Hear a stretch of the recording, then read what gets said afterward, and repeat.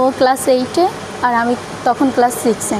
তো একদিন ও যখন ক্লাস 8-এ অ্যাডমিশন দেবে মানে পরীক্ষা এক্সাম হয়েছে, ফাইনাল এক্সাম, তখন ওর ঘরে আমি গেছিলাম। যাওয়ার পরে ও আমার সাথে ফিজিক্যাল সম্পর্কে জড়ায় গেছে। ফার্স্টে ফিজিক্যাল সম্পর্কে জড়ায় গেছে। তারপর হচ্ছে আমি ওর সাথে আস্তে আস্তে কথা বলতে বলতে অনেক গভীরে চলে গেছি। 5.5 বছর হয়ে গেছে ওর সাথে আমি রিলেশন করি।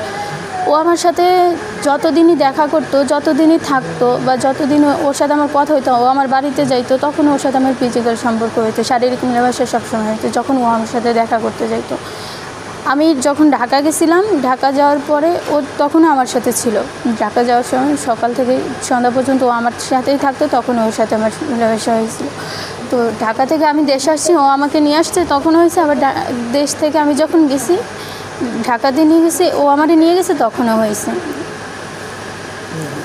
এই শারীরিক সম্পর্কে হয়েছে। আর আজকে হয়েছে মূলত ও আমাকে, আমার একটা রিপোর্ট ছিল, মেডিকেল রিপোর্ট ছিল, ওইটা নিয়ে ওর বাসায় যাইতে বলছে। বাসায় আমার মেডিকেল রিপোর্ট ছিল একটা, তো ও আমাকে বলছে যে ওইটা নিয়ে তুমি বাসায় আসো। ওদের বাসার ওইখানে একটা ব্রিজ আছে, ওইখানে বললো যে ওইখানে যাইতে। তো আমি আমার ঘর থেকে মেডিকেল রিপোর্টটা নিয়ে ওর কাছে গেলাম। যাওয়ার পরে ও আমাকে ওর ঘরে নিয়ে গেছে।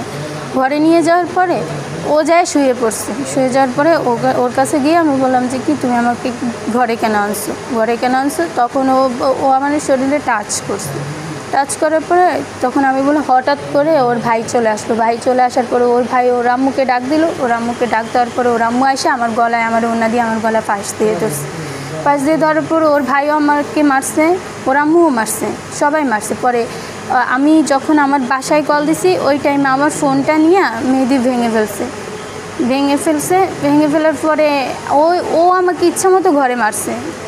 আমাকে একা ইচ্ছা মতো ও মারছে, ওর ভাইও মারছে, সবাই মারছে, ইচ্ছা মতো ও মারছে মায়েরা। তারপর ও আমাকে নিয়ে ঘর থেকে নিয়ে ওদের সামনে একটা ক্ষেত আছে, ওইখানে পানি জমা আছে, ওইখানে নিয়ে ও আমাকে ডুবায় ধরে তারপরে আমার ফোন নিয়ে ওইদিকে মাটির নিচে ইয়ে করে রাখছে। পরে কি ছিল? পরে ওইখানে অনেকে আসছে। ওর একজন জ্যাঠা আছে, উনি যখন আমি ওনাদের ঘরে, উনি আমার চুল টাইনা আর আমার গায়ের ওড়না টাইনা আমাকে বলতেছে তুই এই ঘর থেকে বের হ। তারপর ওইখানে অনেক লোক গেছে। লোক যাওয়ার পরে ওইখানে পুলিশও গেছিলো। পুলিশ যাওয়ার পরে পুলিশে বলছে যে এখানে না বসে আমরা থানায় গিয়ে বসি। তো থানায় গেলাম। থানায় যাওয়ার পরে পুলিশে প্রথমে তো ওদের কথা শুনছে, তারপর আমাদের ডাকার সময় পুলিশে আমার ফুল কথা শুনতে চায় নাই, আমার কোনো কথা শুনতে চায় নাই। পুলিশে বলতেছে যে কি এখন করছে, নেক্সট টাইম আর করবে না, নেক্সট টাইম আর এরকম করবে না। তো আমার তো নেক্সট টাইম চাই না, আমি তো নেক্সট টাইম এখন করছে, আমার তো যা হওয়ার হয়ে গেছে, নেক্সট টাইম দিয়ে আমি কী করবো? এখন আপনি কী চান? আমি চাই এখন আমি ওকে বিয়ে করতে চাই, ওকে বিয়ে না করলে এমনকি আমাকে কেউ বিয়ে করবে না। আমাকে কেউ বিয়ে করবে না। আর আমি চাই না কাউকে বিয়ে করতে, আমি ওকেই চাই, ওকে বিয়ে করতে চাই। এখন বাকিটা ওর পরিবার কি বলে? বিয়ের কথা বলছে। ওর পরিবার তো বলে না, ওর পরিবার তো বলে আমাকে নিবে না। তো ওর পরিবার বলে আমাকে নিবে না। ওর বাপে অনেক হুমকি দুমকি, অনেক মানে ওর বাপে আমাকে অনেক অভিযোগ নেয়। আমার বাড়িতে আসে, আমাকে হুমকি দুমকি দিয়ে যায়, আমাকে মারবে, আমার ঠ্যাং ভেঙে ফেলবে।